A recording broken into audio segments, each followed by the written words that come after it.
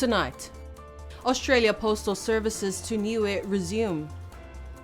First Medevac flight of the year arrived on Monday.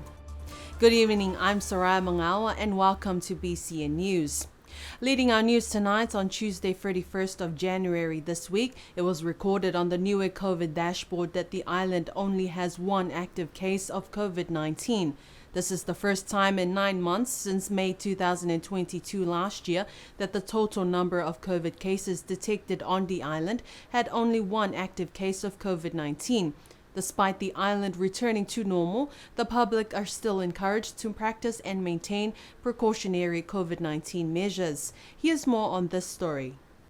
Niue remains with one active case of COVID-19. According to yesterday's latest update on the Niue COVID-19 dashboard, no new cases were detected. On January 31st last month, the total number of COVID-19 cases in Niue by each month showed the month of November last year, 2022, with a total of 62 cases detected, the first time when the number of COVID cases spiked to an all-time high.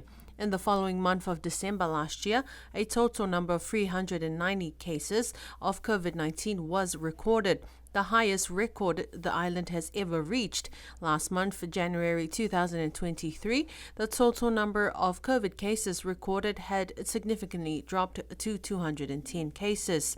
The total number of COVID cases by each village shows Alofi South with the highest recorded number of cases with 183, followed by Hakupu with 79 cases and Tamakotonga with 77 cases in total. The first sitting of the Whanokepule for 2023 was held yesterday. The first item on the order paper was to elect an interim speaker. The long-serving member of the village of Toi, Honourable Dion Pakitofitu, was elected and sworn in as interim speaker. As the speaker of the Whanokepule, Hima Douglas, is overseas. Here's more on this story. The meeting of the Whanokepule yesterday was called by the Premier, Honourable Dalton Tagelangi, to table two key reports that will be discussed at the next meeting. The first report is the Niue Kokaina, and the second is the 17th Government of Niue Progress Report 2020 to 2023.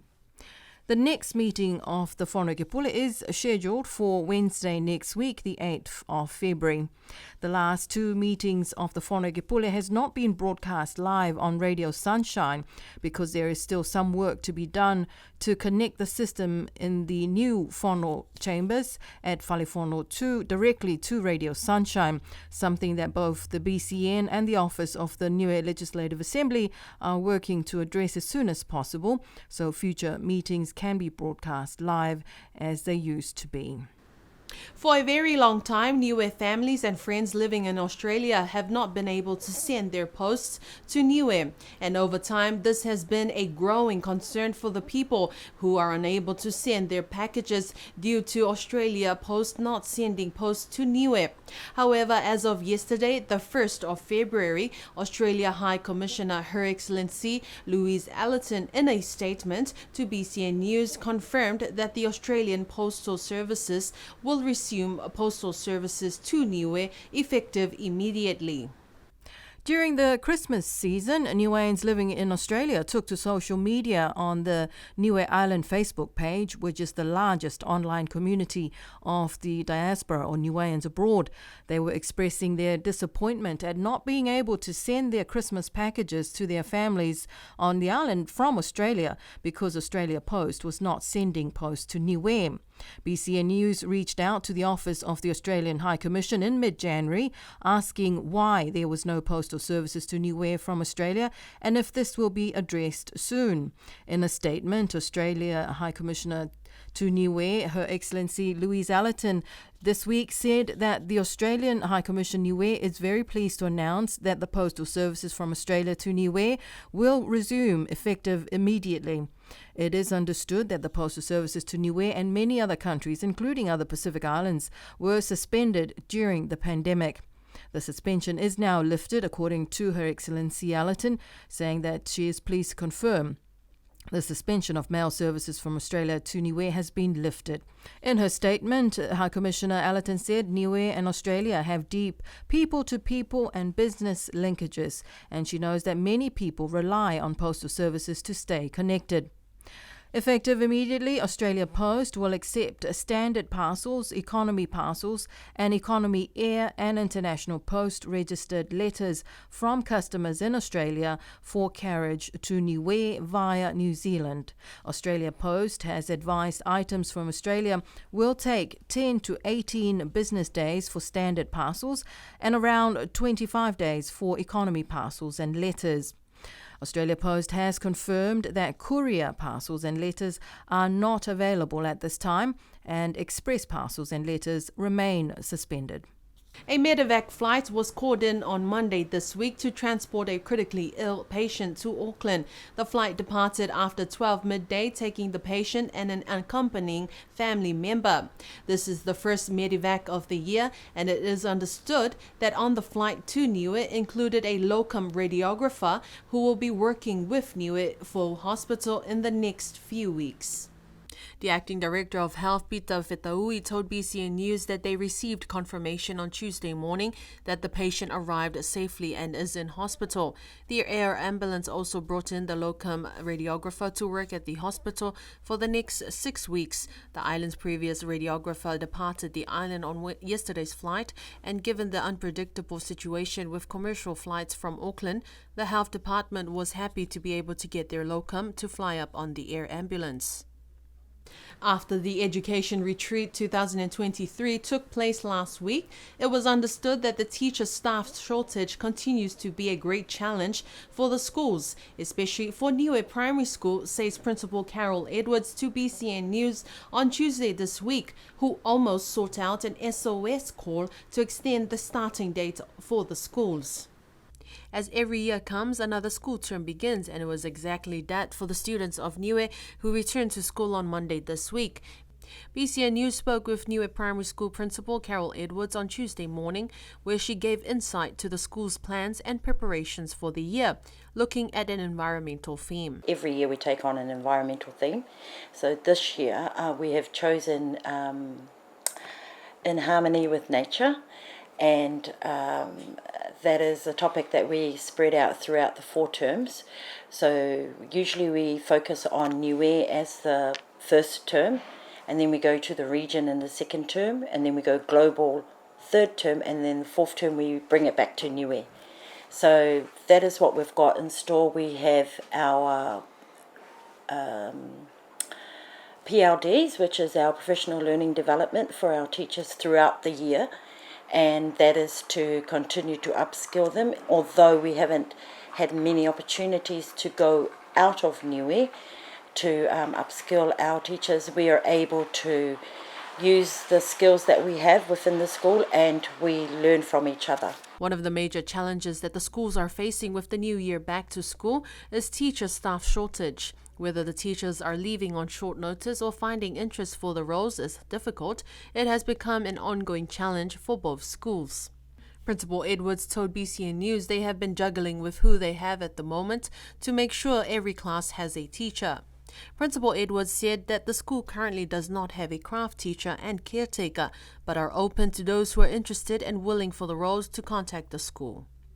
The Air New Zealand recovery flight arrived yesterday to transport the stranded passengers due to the unprecedented flooding in Auckland last week. More than 100 passengers left the island and 40 passengers arrived from Auckland. Earlier this week, a message from Pelenis Travel, the general sales agent for Air New Zealand, informed that a flight had been confirmed for all passengers disrupted by the cancellation of flight NZ937 on last Friday, 27th of January 2023.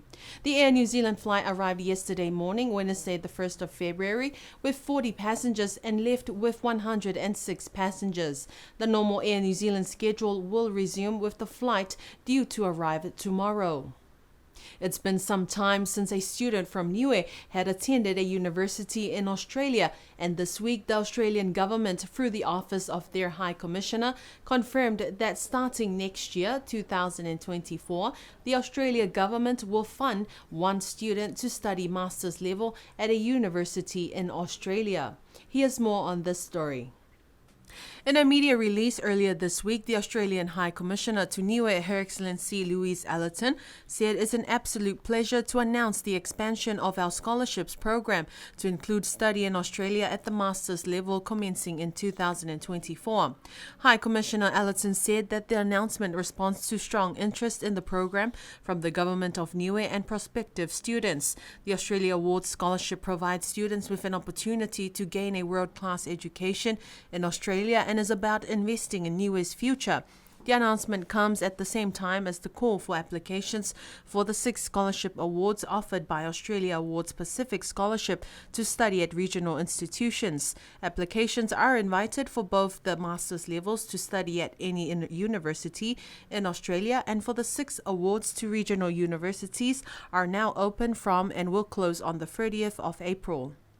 And staying with scholarships, it is that time of the year when scholarship students will return to their studies and the new students begin their tertiary education journey. There are only 2 main scholarship providers on the island in the governments of New Zealand and Australia. For this year, there are 3 new Manaki New Zealand scholarship students and 1 new student for the Australian Awards Pacific Scholarships. Here's more on the story with Esther Bavihi. This year, there are 3 Manaki New Zealand scholars about to depart for their studies. Tamarina Sionatuato, Georgia Tuhipa and Phoenix Talangi are all heading to universities in New Zealand this year. The Australian Awards Pacific Scholarships have 1 new student. Tom Vaitolovaha is heading off to study at the University of the South Pacific's campus in Samoa, the Alafua campus. According to the Australian High Commission's Facebook page, Tom Baha will be studying a Bachelor of Agricultural Science. Also returning to their studies at USB under the Australian Pacific Awards Scholarships are the students returning teacher trainees Kathleen Sionituato and Gemma Parker, along with 2 other students, Chamberlain Pita and Yasmin Pavihi Sioniholo. Applications for the 2024 intake of scholarships offered by both the Manaki New Zealand Scholarships and the Australian Awards Pacific Scholarships are now open for applications. For more information of the scholarships and applications, visit the New Zealand and the Australian High Commission's Niue Facebook pages. And that is our news bulletin for tonight. Do join us again next week, Tuesday, 8 p.m. with Esther Pavihi for our Wangahau Niue Bulletin. Until then, wishing you all a prosperous weekend. Stay safe. Have a good night.